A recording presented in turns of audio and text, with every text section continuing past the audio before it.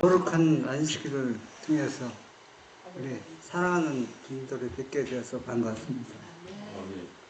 요즘 그 며칠을 보내면서 사실 이 산불은 이 의석인데 직선거리는 가깝습니다. 차로 돌아서는 30분 거리지만 직선거리는 너무 가까워요. 가깝지만은 여기까지 위협하리라고는 전혀 생각하지 못했거든.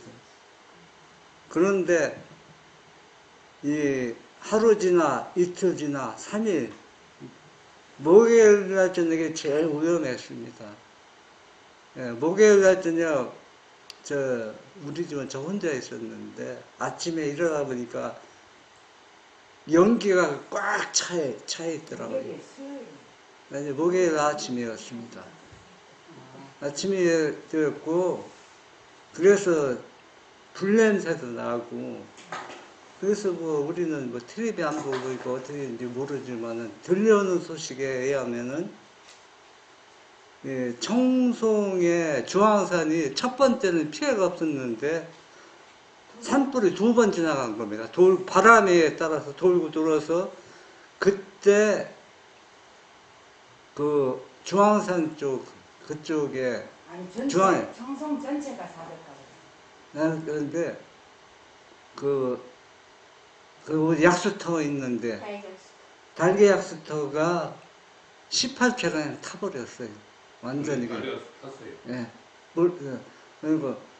그래서 제가 이걸 보내면서 마지막 시대는 얼마나 많은 사람들이 우왕좌왕하게 했느냐는 얘기입니다. 우리가 특히 준비된 사람은 피할 수가 있지만 믿음이 준비되지 않은 사람들은 하나님을 믿어도 우왕좌왕할 텐데 세상 사람들은 말할 것도 없겠죠.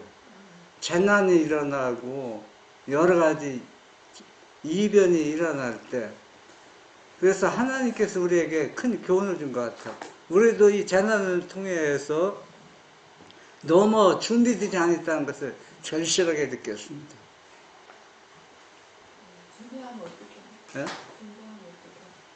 왜냐하면은 준비된 사람은 이미 방송 마스크 있잖아요. 그래서 쓰고 그러니까 그런 거 쓰고 집에서 가스가 많이 나는 지금 가스 연기 때문에 지식에 피하는 거지 불 때문에 피하는 게 아니거든. 그런데 그런 게 없으면은 집에 타더라도 물을 뿌릴 수가 없어요. 그러니까 집에서 물을 뿌려도 회사 보통 피하라고. 아니 방문 마스크 없으면 사람 지식에서 뿌릴 수가 없어요. 그래서 다들 죽은 사람들 지식해서 죽은 사람들. 다 지식해서 죽었어요.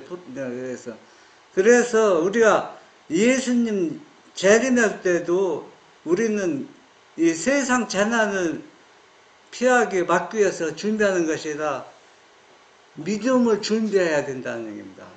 그래서 우리가 이번 지나간 것지만은 이 재난을 통해서 우리가 영적으로 깨야 된다는 것을 절실히 느꼈습니다. 그래서 오늘은 중재받지 못하고 죽은 사람은 여러분 누군지 아세요? 중재받지 못하고 죽은 사람. 분명히 중재받지 못하고 죽은 사람은 죽음의 결말이 상상이 얼마나 비참하고 어느 누구도 중재 없이 죽어본 경험이 없어요. 아무도 그런 경험이 없다는 얘기입니다. 그래서 과연 누가 중재받지 못하고 죽었는가? 죄악이 얼마나 많으면 범죄가 얼마나 많은 범죄를 범했으면 중재 없이 죽을 수가 있는가? 여러분이 한번 생각해 보시기 바랍니다. 창세기 18장 20절 21절에 보면 여호와께서 또 가라사대 소돔과 고모라에 대한 부르짖음이 크고 그 죄악이 심히 중하니 내가 이제 내려가서 누가 내려가서요? 예수님이 내려가서 그 모든 것이 과연 내게 들린 부르짖음과 같은지 그렇지 않은지 내가 보고 알려하노라. 소돔과 고모라가 죄악이 얼마나 사무쳤으면 그 죄악이 어디까지 갔다? 하늘까지 울부짖음이 들려왔다는 얘기입니다.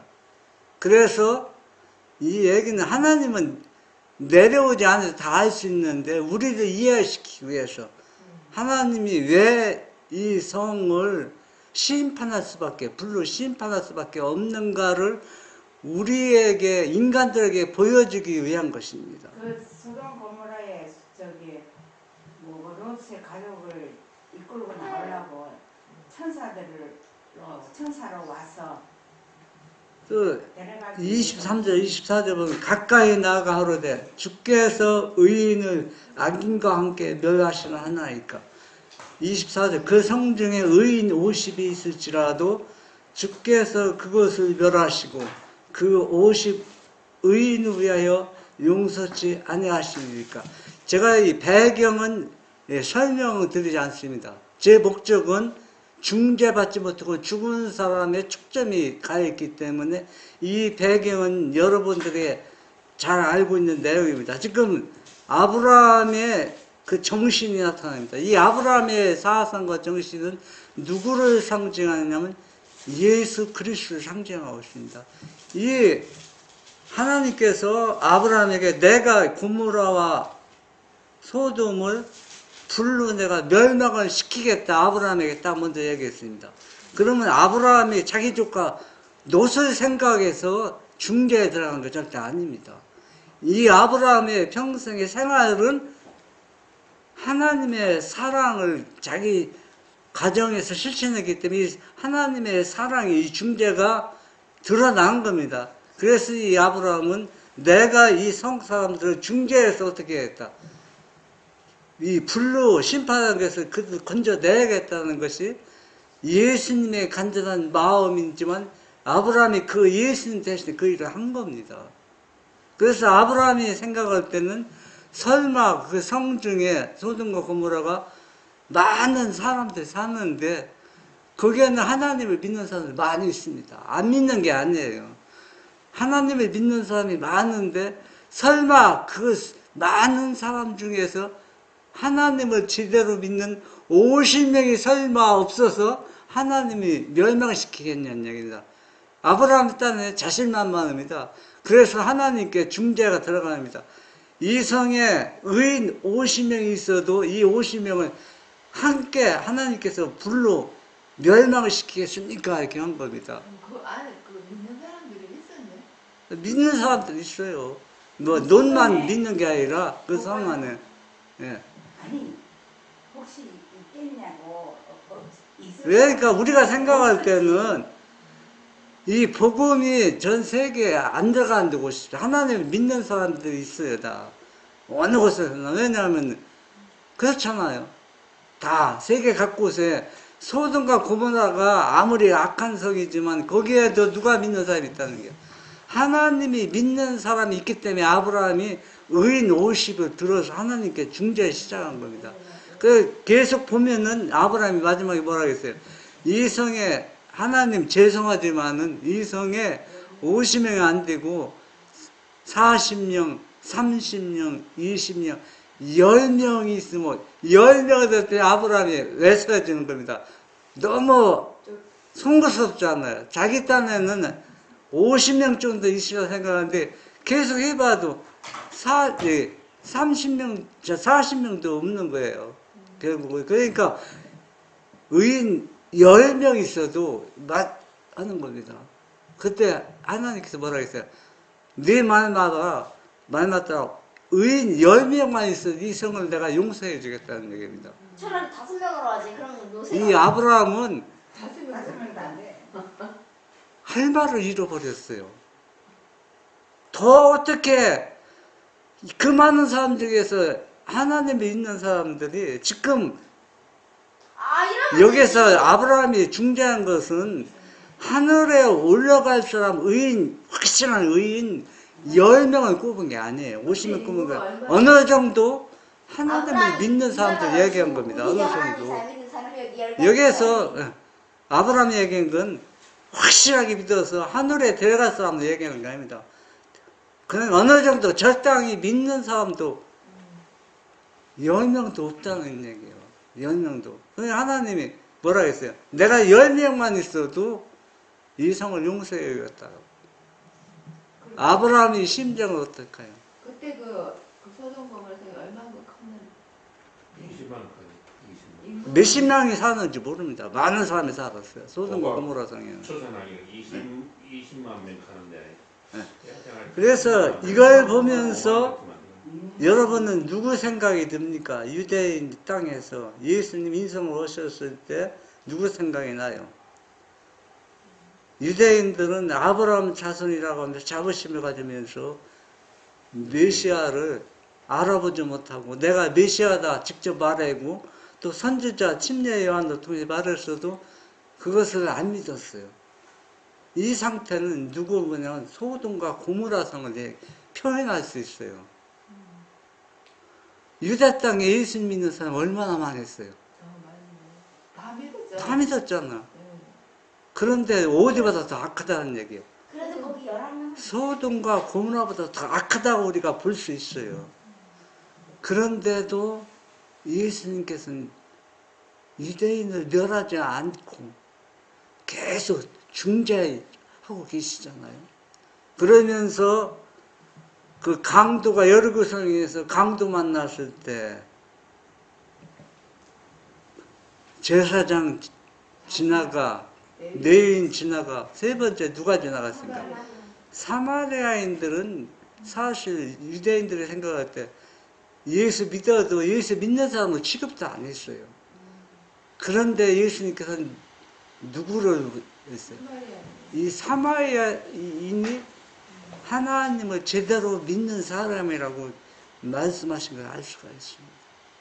오늘날도 똑같습니다. 오늘날도 제사장처럼 예수님 믿고 레위인처럼 예수님 믿고 사마리아인처럼 예수 믿는 사람이 있습니다. 그런데 우리는 사마리아인처럼 예수님을 믿어야 된다는 것을 알 수 있습니다. 원수를 네. 그러려고 멸시 얼마나 해야 받았어요. 되잖아. 그러니까는 유대인들을 사마리아인들이 얼마나 사마리아인들을 멸시했는지 모르겠어요. 사마리아인들은 예수님을 착실히 잘 믿었지만은 인정을 받았어요? 못 받아. 누구한테 인정을 받았어요? 예수님. 예수님한테 인정받았어요. 우리도 우리의 믿음이 우리가 인정받으려고 하지 말고 하나님께 인정받는 사마리아처럼 우리가 믿음의 생활을 하면 되는 겁니다. 다른 게 없어요. 사마리아인들은 예수님의 성품과 사랑을 드러내면서 믿음의 생활을 했고 유대인들은 레위인들은 예적으로 믿음이 좋은 것처럼 헌신하고 봉사하는 것처럼 그렇게 드러나 있지만 그 하나님께서는 그 안 받으신다는 얘기예요.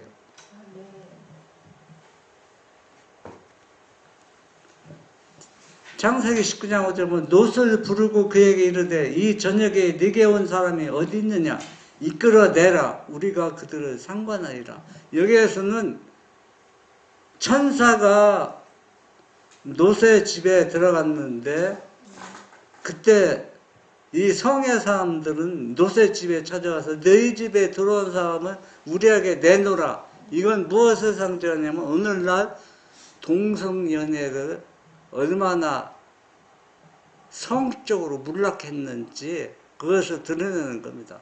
오늘날 동성연애가 죄입니까? 죄가 아닙니까? 법적으로. 죄가 아닙니다. 예? 완전히 합법적인 결혼이고 인정해주고 있습니다. 이걸 부정하고 반대하면 어디에 잡혀가야 해요? 감옥에 들어가야 돼요. 지금 다. 그러니까 세상이 소돔과 고모라처럼 이렇게 부패하고 죄악이 넘쳐나는데 사람들은 그걸 전혀 인식하지 못하고 살아가고 있다는 얘기예요. 지금도. 예? 우리는 그것이 큰 지혜인지도 모르고 살아가고 있잖아요. 하나님을 믿는 우리 자신들도. 그러니까 하나님께서는 왜 이렇기 때문에 이 성을 심판하실 수밖에 없다는 것을 보여주는데, 이건 지나간 역사가 아니라 앞으로 다가올 역사를 우리에게 얘기해 주는 겁니다. 그래서 앞으로도 하나님께서 불로 심판할 수밖에 없는 일들이 고모라와 소돔성을 통해서 우리에게 보여주고 있다는 얘기입니다.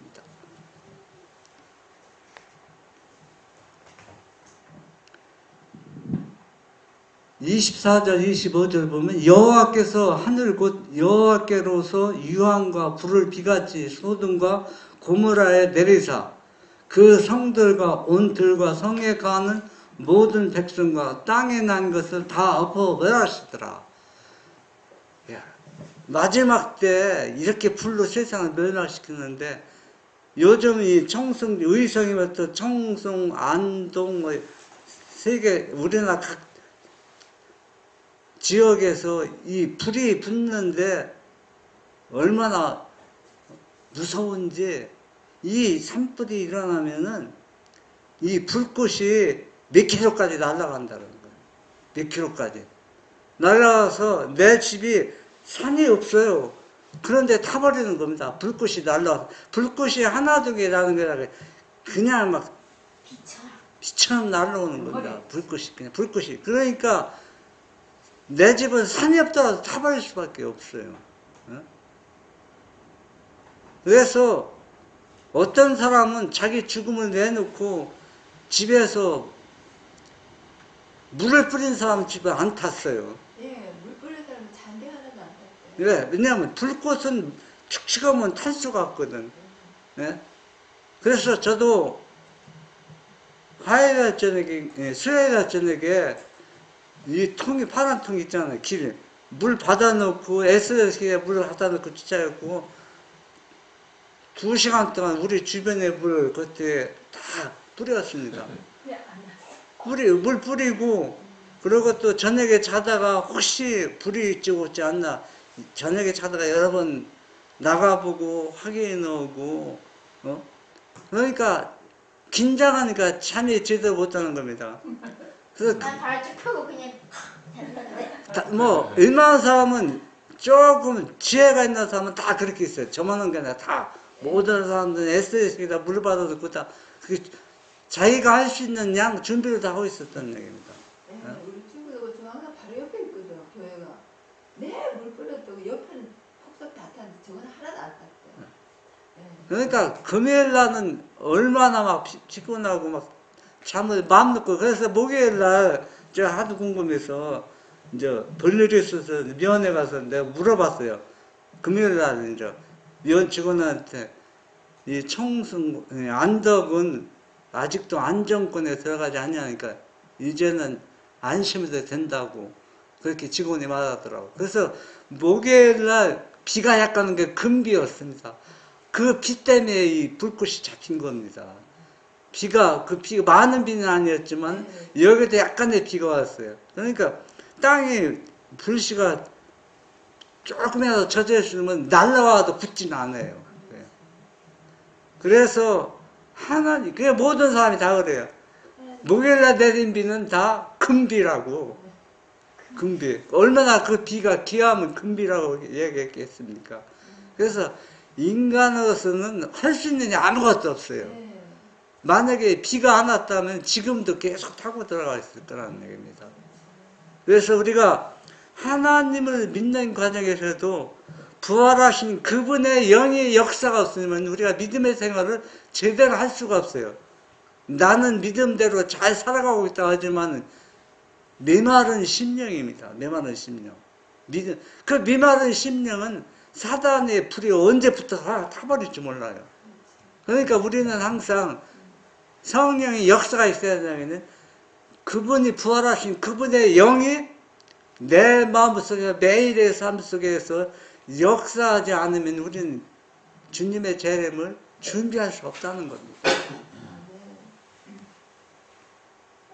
창세기 22장 2절 여호와께서 가라사대 내 아들 내 사랑하는 독자 이삭을 데리고 모리아 땅으로 가서 내가 네게 지시하는 한 산 거기서 그를 번제로 드리라. 네.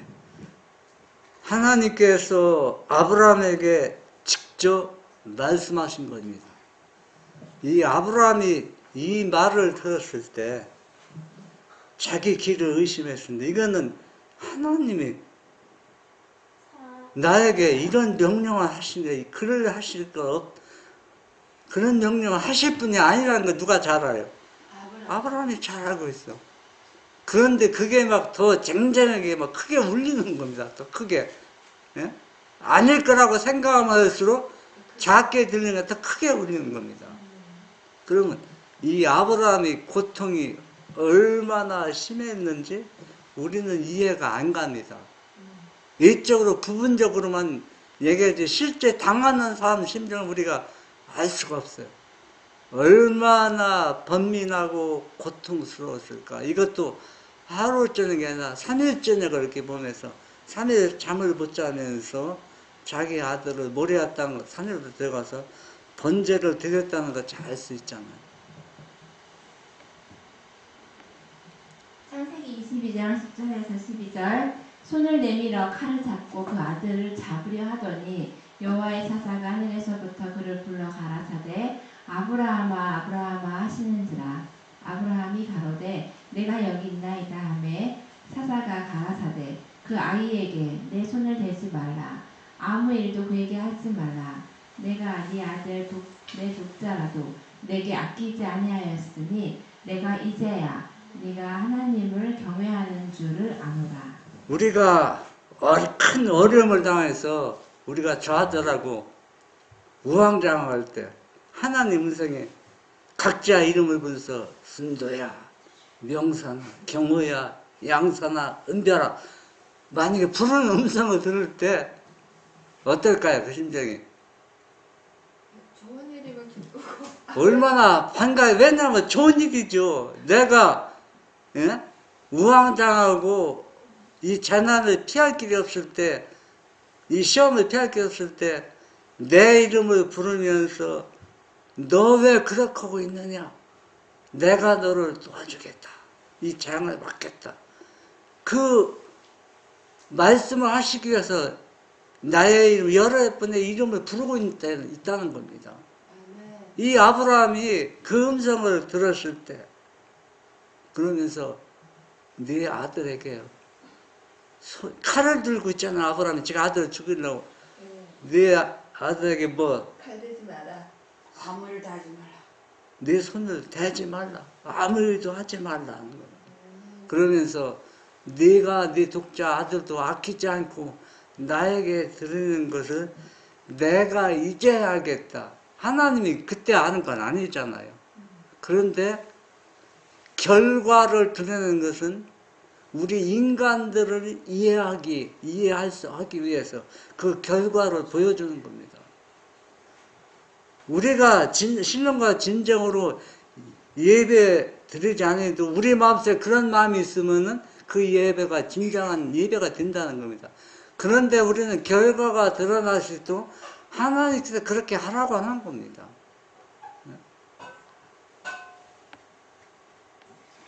부조와 선지자 152 그리고 이제는 마지막 사랑의 이야기를 나누며 마지막 눈물을 흘리고 마지막 포옹을 한다. 아버지는 그의 아들을 죽이려고 칼을 든다. 이때 갑자기 그의 팔이 정지된다. 하나님의 천사가 하늘에서 그를 부른다. 아브라함아 아브라함아. 그는 내가 여기 있나이다 라고 재빨리 대답한다. 또다시 음성이 들린다. 그 아이에게 내 손을 대지 말라. 아무 일도 그에게 하지 말라. 네가 네 아들 네 독자라도 내게 아끼지 아니하였으니 내가 이제야 네가 하나님을 경외하는 줄을 아노라. 네. 여러분 한번 생각해 보세요. 그 전도서 내가 11장인가 12장인가 1절에 보면은 흘러가는 강물에 너의 모든 것을 쏘아 부으라. 부어라. 그러면 그것이 흘러서 나한테 다시 돌아온다. 전도서 12장 1절인가 8장 1절인가 거기서 거기 있는데 12장 1절인가 그 이야기가 있습니다. 이게 12장 1절에는 아니 7장 1장 아니에요. 아니고 11장 1절이에요? 12장 8장? 아, 네, 한번 읽어보세요. 11장 1절. 너는 내 식물을 무리에 던지라. 여러 날 후에 도로 찾으리라. 7에게나 8에게 나눠줄지어다. 무슨 재앙이 땅이 말른지 너가 알지 못하느니라. 이게 누가 한 겁니까? 솔로몬 지혜의 왕이 한 겁니다. 모든 것을 다 경험하고 말년에 그러면 이 삶이 우리의 삶이 되어야 돼요. 만약에 지금 소돔과 고모라가 아브라함을 통해서 중재했잖아요. 네. 중재했지만 그 성은 심판을 받았습니다. 그러면 아브라함이 자기 조카 때문에 중재한 게 아니라 하나님의 정신으로 중재를 했잖아요. 이 중재한 게 헛된 중재가 아닙니다. 이 중재가 자기한테 돌아온 거예요. 이 아브라함은 자기 소돔과 고모라를 구원하기 위해서 진정으로 중재했잖아요. 네. 근데 그 중재가 결국 실패했잖아요. 네. 실패했지만 그게 돌아와서 자기한테 돌아와서 누구한테 중재받냐? 하나님부터 중재받고 있는 거예요. 여러분 이거 한번 생각해 보세요. 돌고 돌아서 누구한테 온 거예요? 자신한테 와서 아들을 살렸잖아요. 그래서 우리가 선을 베푸고 식물을 나누는 것은 그냥 흘러가서 끝나는 게 아니라 그것이 돌고 돌아서 나한테 돌아와서 내가 어려울 때 누구로부터? 하나님께로부터 도움을 받는다는 얘기입니다. 무리에 던지는 건 예? 사람들에게 모든 백성이라고. 그러니까 이 아브라함이 중재가 얼마나 중요했다는 걸 알 수 있잖아요. 비록 소돔과 고모라는 불로 멸망했지만 이 아브라함이 그거 생각했겠어요? 저는 예상치 못했는데 놀라운 결과를 맞이했잖아요. 이걸 우리에게 교훈을 주고 있습니다.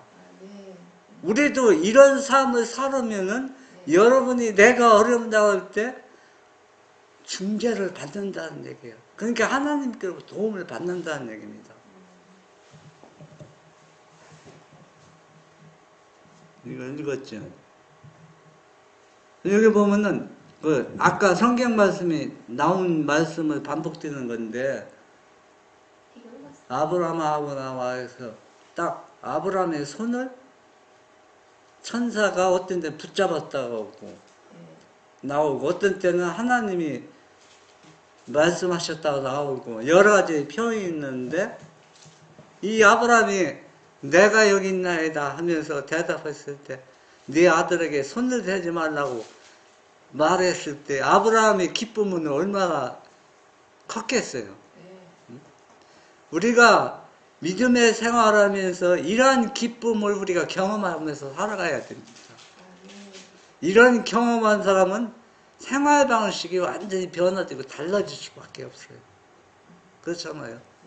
이렇게 산 사람은 어떤 재난과 마지막 환난이 당할지라도 맞이할지라도 우왕좌지 않고 내 갈 길을 꿋꿋이 꾸고 누구만 바라보고 예수님만 바라보고 갈 수 있을 것입니다. 그러나 준비되지 않은 사람들은 이런 중재의 경험을 받지 않는 사람들은 환난 때 우왕좌왕할 수밖에 없어요. 그러다가 어떻게 해요? 소돔과 고모라가 불비로 망한 것처럼 우리도 그렇게 망할 수밖에 없습니다. 출애굽기 32장 1절 백성이 모세가 산에서 내려옴이 더딤을 보고 보여 아론에게 이르되 가로되 일어나라 우리를 인도할 신을 우리를 위하여 만들라 이 모세 곧 우리를 애굽 땅에서 인도하여 낸 사람은 어찌 되었는지 알지 못함이라. 예. 여러분 지금 우리가 중재받지 못하고 죽은 사람들의 설계 본질이고 초점인데 이거 여러분 생각해 보세요.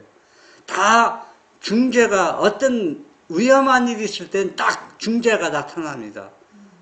예, 다 중재가. 중재 없이 죽은 사람은 아무도 없어요. 그런데 그 중재 없이 거절해서 죽은 사람과 중재 역할을 맡은 사람들은 엄청난 축복이 자기에게 돌아온다는 거예요.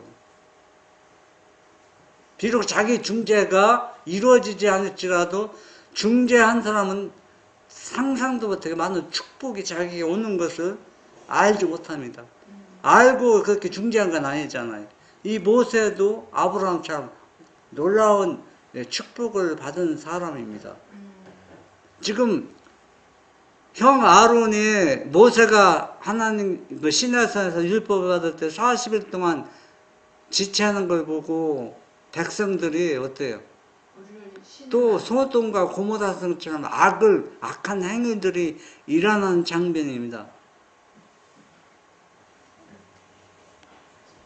아론이 그들의 손에서 그 고리를 받아 부어서 각도로 새겨 송아지 형상을 만드니 그들이 말하되 이스라엘아 이는 너희를 애굽 땅에서 인도하여 낸 너희 신이로다 하는지라. 아론이 보고 그 앞에 단을 쌓고 이에 공포하여 가로되 내일은 여호와의 절이니라 하니. 여러분 이게 지금 한번 생각해 보세요.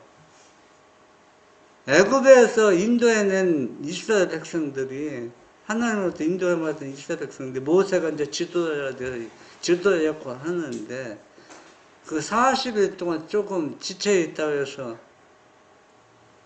송아지가 우리의 신이고 하나님이다. 우리를 애굽에서 인도해냈다 하면서 공포하고 여기 절기로 안식일처럼 귀한 날이다. 그 공포하고 그날을 절하고 모으는 이 장면, 이건 소돔과 고모라보다 더 악한 행위입니다. 그렇잖아요. 소돔과 고모라는 그렇지 않았어요. 이렇게 악하지 않았습니다. 그러면 이 백성을 중재한다는 것이 쉬운 게 아닙니다. 왜? 자기 목숨을 내놓아야 돼요. 여러분, 아브라함이 소돔과 고모라를 중재할 때 아브라함의 생명을 노린 사람이 있어요? 없어요. 그 예수님의 정신, 그 백성을 진짜 사랑하고자 하는 그러한 마음을 중재했지만 이 모세는 그렇지 않다는 얘기예요. 지금 이제 모세가 이건 중재에 나서야 되는데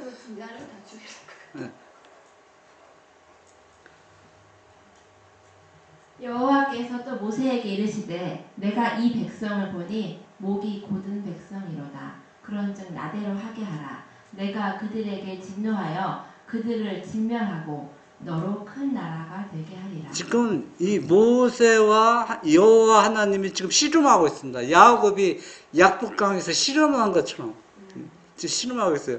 하나님은 모세도 알잖아. 지금 얼마나 큰 악을 행했는지. 그래서 이 백성을 진별하고 이제 아브라함이 후손이다. 네 후손에서 한 나라를 다시 시작해서 새 출발하겠다고 모세에게 얘기하고 있는 겁니다. 그러니까 네가 인도해냈으니까 하나님은 네 백성이라는 얘기입니다. 하나님은 모세한테 네 백성이니까 이거 네 백성을 멸하고 다시 세우겠다. 그러니까 이제 모세는 뭐라고 합니까? 내 백성이 아니고 하나님 당신의 백성입니다. 모세가 그 하나님 여호와께 구하여 가로되 여호와여 어찌하여 애굽 땅에서 인도하여 내신 주의 백성에게 진노하시나이까. 모세는 내 백성이 아니고 내가 애굽에서 인도해낸 백성이 아니고, 그러니까 하나님은 네가 애굽에서 인도해내지 않느냐. 그러니까 모세는 내가 인도해낸 것이 아니고 여호와께서 인도해냈기 때문에 내 백성이 아니고 여호와 하나님의 백성이라고 지금 격렬하게 지금 뭐니까 영적으로 지금 씨름하고 있는 장면이다. 이게 단순한 장면이 아닙니다. 이게 볼 때는 모세는 최선을 다해서 지금 하나님과 지금 영적으로 지금 싸움하고 있는 장면이라는 얘기입니다. 이게 그러면은 모세는 생명의 위험을 느끼고 있어요. 주위에서는 이스라엘 백성은 여차하면 누구를 죽이려고 그러는 거예요. 모세를 죽이려고 누리보고 있는 겁니다. 네? 그런 위험을 무릅쓰고 틈만 있으면 모세 죽여갈 때 누가 보호하셨습니까? 하나님. 하나님이 보호하신 거 알 수 있습니다. 그러니까 모세는 왜 당신 백성인데 당신 백성한테 하나님 백성한테 왜 화를 내십니까? 모세가 얘기하는 겁니다. 여러분 한번 생각해 보세요. 하나님은 절대자인데 모세가 그건 지금 막말하는 겁니다. 지금 이게 자기 생명을 내놓고 하는 얘기예요. 예? 어떻게 지존자 앞에서 예? 왜 당신 백성인데 당신 백성이 인도해놓고 왜 나한테 화내고 있습니까? 모세 내 백성이 아닙니다. 당신 백성입니다. 예? 진사하시나니까. 예. 그러니까 당신 백성은 당신이 진멸하겠다고 해서 왜 나한테 뒤집어 씌우냐는 얘기입니다. 이거는 하나님과 얼마나 야곱보다 더 격렬한 지금 영적 실험을 하고 있는 장면입니다. 하나님이 이걸 원하시는 거예요. 예. 그러니까 모세는 왜 알았냐면 하나님께서 사단이 지금 틈틈이 노리고 있잖아요. 사단은 분명히 진멸하는 것이 공의와 사랑이잖아요. 그런데 하나님은 이 백성을 용서해주고 싶고 이 백성을 살리고 싶은데 네가 좀 이 백성을 용서할 수 있는 중재를 해봐라. 명분을 만들어 보라는 것을 모세는 이미 하나님 의중을 띠들어보고 알았다는 얘기예요. 하나님 말씀 그대로 받아들인 게 아니라 모세는 자기가 중재해서 이 백성을 살리는 것이 살려보라는 그 하나님의 의중을 모세가 정확히 파악했다는 얘기입니다. 우리도 하나님을 믿으면서 모세같이 그런 의중을 파악 못하면 하나님을 왜곡하고 오해할 수 있어요. 얼마든지. 모세가 만약에 율법대로 순종하지 않고 믿음의 생활을 제대로 하지 않았다면 야 하나님이 이 백성을 멸망시키겠다. 그러면 진짜 멸망시키는지 오해할 수 있잖아요. 그런데 모세는 그렇게 받아들이지 않았습니다. 내가 이 백성의 죄악을 범했기 때문에 진멸시키겠다 하는 것을 나는 이 백성을 용서해주고 살려줘야 되는데 어떻게 네가 이 백성을 위해서 중재 좀 해봐라. 그 의도를 모세는 정확하게 알았다는 얘기입니다. 부조와 선지자 318. 그러나 모세는 좌절과 진노밖에는 나타나지 않은 곳에서 희망의 근거를 찾아냈다. 그는 나대로 하게 하라는 하나님의 말씀은 금지하는 뜻이 아니요 중재하도록 격려하는 말이며 자기의 기도밖에는 아무것도 이스라엘을 구원할 수 없다는 암시로서 만일 그와 같이 간구하면 하나님께서 당신의 백성을 용서하시리라는 뜻으로 이해하였다. 그는 그 하나님 여호와께 구하여 가로되 여호와여 어찌하여 그 큰 권능과 강한 손으로 애굽 땅에서 인도하여 내신 주의 백성에게 진노하시나이까 하였다. 네. 모세가 엄청난 중재가 이루어졌죠. 이 중재 때문에 이 모세는 아브라함보다 더 큰 축복을 받았어요. 여러분 중재하십시오. 무조건 하는 게 용서해달라고. 무조건 믿음으로 믿음의 눈을 가지고 하나님의 진노가 아니라는 거. 그러니까 믿음의 눈을 가지고 중재를 해야지. 중보기도. 네. 그래, 그걸 중보기 조금 많이 받아라. 중보기 좀. 그래서 이 모세와 아브라함을 통해서 마지막 시대 우리가 백성들 해야 할 중재 생활입니다. 어려운 상황에 있는 사람을 그 사람을 위해서 그렇게 중재해 줘요. 그러니까 지금 어려운 상황에 있는 사람은 마음을 뻣뻣한 거. 그게 제일 무서운 거야. 왕왕. 네, 부조와 선지자 318조. 하나님께서는 당신의 백성을 버리셨다는 것을 알려주셨다. 하나님께서 그들에 대해 모세에게 말씀하실 때 네가 애굽 땅에서 인도해낸 네 백성이라고 하셨다. 그러나 모세는 겸손히 이스라엘에 대한 자기의 지도권을 부인하였다. 그들은 그의 것이 아니고 하나님의 것이라고 그는 주장하였다. 지금 사단이 이 장면을 보면은 사단이 할 말이 없을 거예요. 지금 이스라엘 백성을 사단은 요즘에 이스라엘 백성을 멸망시켜서 메시아 탄생을 막아야 되겠다는데 지금 모세가 그것을 사단이 지금 노리는 것을 완전히 한마디로 묵사발시키는 겁니다. 그래서 메시아가 탄생하도록 길을 만들어주는 겁니다.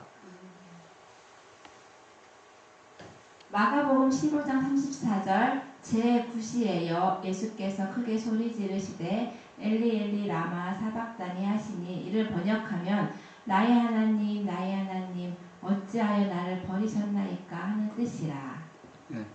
이스라엘 백성들은 모세의 중재로 그들은 소돔과 고모라처럼 불에 타 죽지 않고 다 살아났습니다. 용서를 받았습니다. 누구의 중재 때문에? 모세의 중재 때문에. 그래서 메시아가 이대 땅에 오신 것을 우리가 알 수 있습니다. 그런데 예수님은 우리 죄인들을 구속하기 위해서 이 땅에 메시아로 오셨습니다. 오셨는데 이 중재자를 지금 어디에 못 박는 겁니까?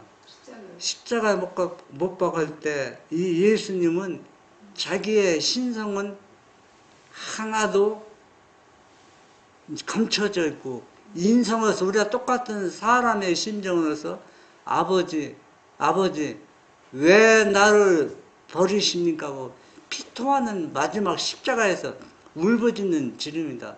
이때 예수님의 고통을 한번 생각해보세요. 내가 이 백성을 살리려고 왔는데 자기가 가장 흉악한 죄인이 돼서 지금 죽잖아요. 죽고 누구한테 버림받았어요? 아버지한테 지금 완전히 이면당하고 버림을 받았습니다. 그러니까 그 고통이 얼마나 심하겠습니까? 그러면 예수님은 죄를 지어서 죄인이 된 게 아니라 나의 죄, 우리의 인간의 모든 죄를 가졌기 때문에 아버지 앞에서는 완전히 죄인입니다. 죄를 지어서 죄인인 게 아니라 죄인의 대성물이 되기 때문에 완전히 죄인이기 때문에 죄인은 그렇게 죽을 수밖에 없어요. 이 예수님을 위해서 누구도 중재할 수가 없습니다. 중재가 하나님 허락하지 않는 겁니다. 이스라엘 백성들이 금송아지 만들었을 때 하나님 허락했잖아요.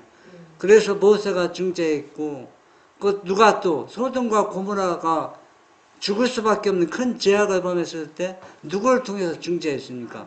아브라함을 통해서 중재했는데 자기 아들이 이렇게 가장 흉악한 죄인이 되어서 십자가에 달려 죽게 되는데 중재가 허락됐다면 천사다 누가 중재했겠죠. 근데 중재를 하나님께 막으신 겁니다.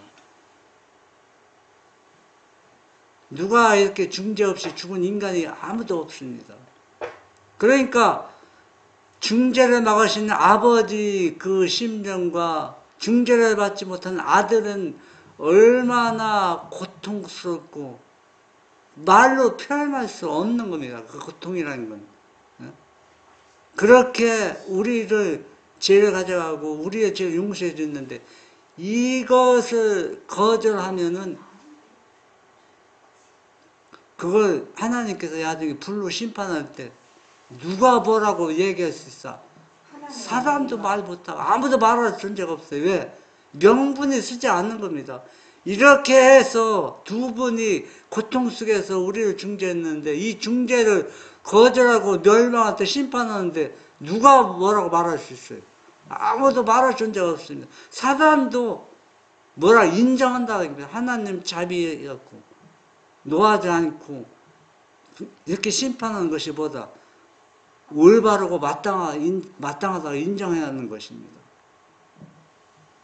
그러니까 이렇게 큰 구원을 서울이 좀 큽니다. 요한복음 19장 30절 예수께서 신포도주를 받으신 후 가라사대 다 이루었다 하시고 머리를 숙이시고 영혼이 돌아가시니라. 네.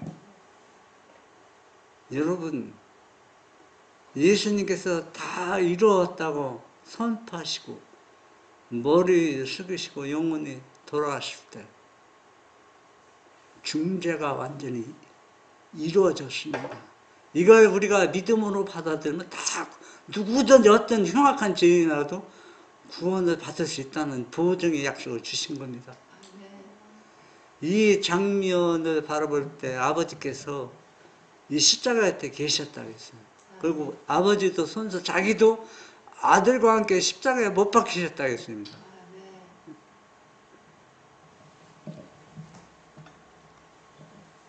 조슈아 선지자 154 하나님께서 아브라함에게 그의 아들을 죽이라고 명령하신 것은 그의 믿음을 시험하시는 동시에 복음의 실제를 그의 마음에 새겨주기 위함이었다. 그 무서운 시련의 어두운 날 동안 그가 참은 고통은 그가 자신의 경험을 통하여 무한하신 하나님께서 사람을 구속하기 위하여 치르신 희생의 위대함을 깨닫게 하려고 허락되었다. 아무 다른 시험도 그의 아들을 제물로 드리는 것과 같은 영혼의 고통을 아브라함에게 일으킬 수는 없었을 것이다. 하나님께서는 당신의 아들을 고통과 수치스러운 죽음을 당하도록 내주셨다. 하나님의 아들의 치욕과 영혼의 고뇌를 목격한 천사들은 이삭의 경우처럼 중재하도록 허락되지 않았다. 족하다라고 부르짖는 어떤 음성도 없었다. 복음의 실제와 셋째 천사의 핵심 내용이 이겁니다. 딴 게 아니에요. 아들을 내어주기까지 우리를 죄에서 구원해 살리려고 한 거. 이게 복음의 실제와 셋째 천사의 핵심의 기별이라는 얘기입니다. 이걸 거절하고서 구원받을 사람 아무도 없어요. 그러면 우리가 왜 여기 속에는 안식일이 다 포함되어 있습니다. 이 안에는 다 이제 내가 언제 이제 이 문제에 대해서 자세히 설명했지만 안식일이 포함되어 있고 하나님의 십계명과 하나님 의가 사랑이 다 포함되어 있습니다. 이 안에는 그래서 우리가 이것이 바로 믿음으로 말미암는 의이고 셋째 천사의 기별입니다. 우리가 다른 성경 아무리 연결해도 이 셋째 천사의 기별의 핵심을 이해하지 못하면은 아무 무익한 겁니다. 이게 성경의 핵심 기별이에요. 그래서 이걸 올바로 이해하고 받아들인 사람은 안식의 계명을 바르게 이해하고 하나님의 사랑이 무엇인지 바르게 이해하고 안식일을 철저하게 준수할 수밖에 없어요. 네. 요한계시록 22장 11절 불의를 하는 자는 그대로 불의를 하고 더러운 자는 그대로 더럽고 의로운 자는 그대로 의를 행하고 거룩한 자는 그대로 거룩되게 하라. 네. 마지막에 살아서 예수님의 재림을 맞이할 사람들에게 예수님이 지성소에서 나와서 선포했을 때는 불의한 자는 불의하고 또 거룩한 자는 그대로 거룩하라. 그러니까 지성소에서 이 선언하면은 우리가 죄를 범할 수가 없어요. 이미 꿀지어졌어요. 인을 쳐졌어요. 그러니까 악한 사람은 회개가 이루어지지 않고 의인은 죄를 범할 수 없어요. 이미 멸망당할 사람과 구원받을 사람이 결정이 난 겁니다. 그런데 여러분 이상하지 않습니까? 이미 구원받을 사람과 멸망하는 사람이 구분되었는데 왜 대환란을 맞는 겁니까? 그러니까 어차피 다 인바될 사람은 다 생투 649 그들은 처음 익은 열매로 하나님과 어린 양에게 속한 자들이다. 또한 이는 큰 환란에서 나오는 자들이다. 그들은 결국 이래로 그때까지 없던 환란의 시기를 지내고 야곱의 환란을 견디어 하나님의 심판과 형벌이 마지막으로 내릴 때 중보자 없이 선 자들이다. 그러나 그들은 어린 양의 피에 그 옷을 씻어 희게 하였으므로 구원을 얻은 자들이다. 네, 여러분 야곱의 환란은 어떤 사람은 양식 준비하고 우물 파고 그렇게 했는데 그런 것들은 가치가 없고 여기서 뭐냐면 왜 큰 환란이냐면 중보자 없이 쓴다는 거예요. 중보자 없이. 이게 대환란입니다. 그런데 사람들은 엉뚱한데 준비하고 있어요. 우리의 영적 믿음이 하나님의 인을 받도록 준비하는 애였는데 뭐 식량 준비하고 땅속에다 뭐 묻고 준비하고 그런 게 아니라 대환란은 중보자 없이 쓴다는 얘기. 마지막 시대에 우리가 그러면 왜 이런 것들이 경험하냐면 우리는 첫 열매입니다. 첫 열매는 예수님 성품과 똑같은 사람들입니다. 사람들이거든요. 14만 4천인이 예수님이 겪은 경험, 첫 열매의 경험을 겪은 겁니다. 예수님이 중보자 없이 쓴 것처럼 마지막 시대 대환란에서 야곱의 환란을 맞이하는 사람도 중보자 없이 선 사람들입니다. 여러분, 중보자 없이 선다는 것은 얼마나 비참하고 고통스러운 거 예수님 보아서 아셨잖아요. 왜 아버지 나를 버리셨습니까? 여러분, 예수님이 이렇게 표현할 때 이해가 됩니까? 알잖아요. 그런데 인간으로서는 신성의 모든 것들이 다 접어놓고 한번 지금 십자가에 죽으면 영원히 누구와 아버지와 경륜이 분리된 것처럼 느끼는 겁니다. 우리가 이미 14만 4천인도 너는 거룩하고 하나님이 인을 받아서 하늘에 들어갈 자라고 인침을 받았지만은 중보자가 없을 때 예수님 심정과 똑같은 심정으로 울부짖는 겁니다. 네, 자기가 인받았다는 생각이 안 나고 죄 용서받았다는 생각도 안 나고 거룩하게 인침받았다는 생각이 안 나는 겁니다. 자기의 죄만 자꾸 생각나서 나는 어떻게 죽을 수밖에 없는 죄인이라고 자꾸 생각이 됩니다. 왜? 중보자가 없기 때문에. 그래서 이런 것들이 중보자 없이 서는 경험이고 이것이 무슨 환란이라? 야곱의 환란, 대환란에서 나왔다고 표현하고 있는 것입니다. 근데 그걸 왜 허락하세요? 이거잖아요. 마지막 첫 열매 마지막 저기. 첫 열매 그래. 네. 그럼 뭔데 그 우주인들에게 그걸 예수님과 똑같은 작품이 여기 있다 보이려고? 아니 보이려고 아니라 그러니까는 예수님이 이 마지막 환란을 통해서 이 사람들이 구원을 완전히 저기 확정됐다고? 그래서 14만 4천을 그러니까 이런 경험을 하는 사람들은 하늘에 가서 계속 공과를 배우는 거예요. 그러니까 대환란에서 나온 사람은 업그레이드 항상 영적으로 높은 단계에 올라간 겁니다. 그래서 천사의 수준이라고 하잖아요. 14만 4천인들. 그래 구원받았지만 이 수준에 올라가지 못한 사람 많은 사람도 있어요. 그런 사람들이 있기 때문에 이 환란을 만든. 그래서 그런 사람들은 계속 하늘에서 교육을 받고 더 자라나는 겁니다. 이 경험 없는 사람들은. 근데 하늘에서 가서 받는 경우는 땅이하고 천개 차이가 나. 시련을. 왜? 구원받았다 해서 영적으로 같은 수준이 아니에요. 쉽게 표현하면. 수준이 완전히 차이가 납니다. 14만 4천인은 영적으로 높은 수준에 다다라서 천사 같다고 했어요. 천사. 그런데 구원받은 사람들은, 부활한 사람들은 천사보다 훨씬 떨어지는 단계죠. 영적으로. 구원은 완전한 자지만은 근데 네. 14만 선생님들은 엄청난 고생이 겪여서 그렇겠지만 하나님 나라에서 그냥 편하게 그 보고 사람도 편하게 구속의 과학은 그런 사람도 있고 저런 사람도 있어. 그래서 자기가 받은 면류관에 다 만족한다고 했어요. 다 불만이 없어요. 다 영적으로 조금 14만 4천보다 떨어진 사람도 어떤 불만이나 불평은 없습니다.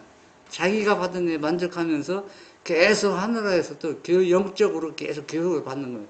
교육받아서 부석의 과학, 그 구원에 받은 그 사실을 깊이 들어갈수록 어디 누구한테 경배, 아버지 아들 앞에 찬양과 경배를 드릴 수밖에 없다는 겁니다. 14만 4천의 믿음을 가지고 있는 사람이 이 땅에 준비되니까 그 사람들이 가야 될 길입니다. 시대의 소망 118 이삭을 제물로 드리는 아브라함의 손을 막기 위해 하나님께서 한 천사를 보내셨던 것처럼 아버지께서는 피 묻은 길로 들어가시려는 그리스도의 자원하는 마음을 만족히 여기고 그분을 구원하기 위하여 천사를 보내셨다는 것이 예수께 전달된 기별이었다. 이게 누가 한 얘기입니까? 사단 예? 사단 이게 타락한 천사장 누스벨이 한 겁니다. 그게 그 시대에서 봤네요. 이 누스벨이 지금 이삭을 번제로 드릴 때 하나님께 중재해서 한 천사를 보내서 아브라함의 손을 잡은 건 지금 누가 얘기하고 있어요? 사단도 알고 있어요. 네? 그렇게 한 것처럼 나도 누구한테 보냄을 받아서 하나님께 아버지께로 보냄을 받아서 네가 십자가에 죽을 필요가 있느냐? 예? 내가 중재해서 너를 십자가에서 지지 않고 편하게 가게 했다는 겁니다. 사단이. 그 마지막 때 이런 유혹에 얼마나 많은 사람이 넘어갈지 모릅니다. 그때는 어떤 이유인가요? 그렇게 고생해서 갈 필요 없다고. 어떤 유혹이냐면 예를 들어서 지금 이설들이 많이 있잖아요. 이설. 이거 언제 한 진리가 아닌 거. 이거 광야에서 예수님 시험 받았다는 말이에요. 그러니까 사람들이 요즘 마지막 멸망당할 때 이거 개세말에서 우리가 생각해야 돼. 마지막 때 내 질투와 시기심, 이기심 그런 것들 멸망당하는 게 아니라 오류에 휩쓸려서 멸망당하는 거예요. 오류. 잘못된 이설에.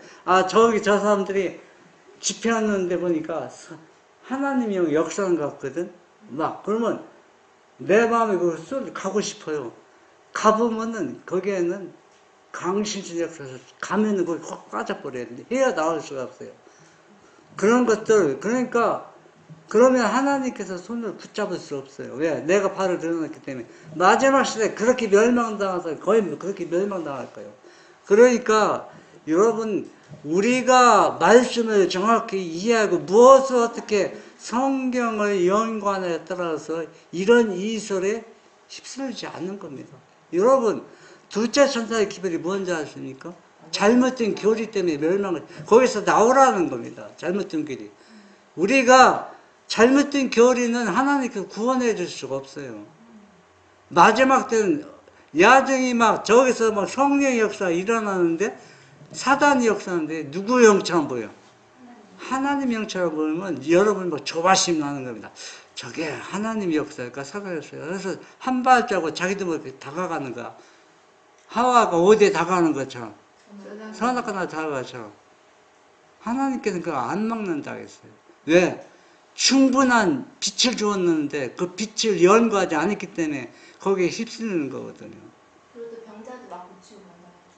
우리 하늘에서 내려오는 그래서 우리가 이런 중재자 없이 죽은 사람은 예수님 한 분입니다.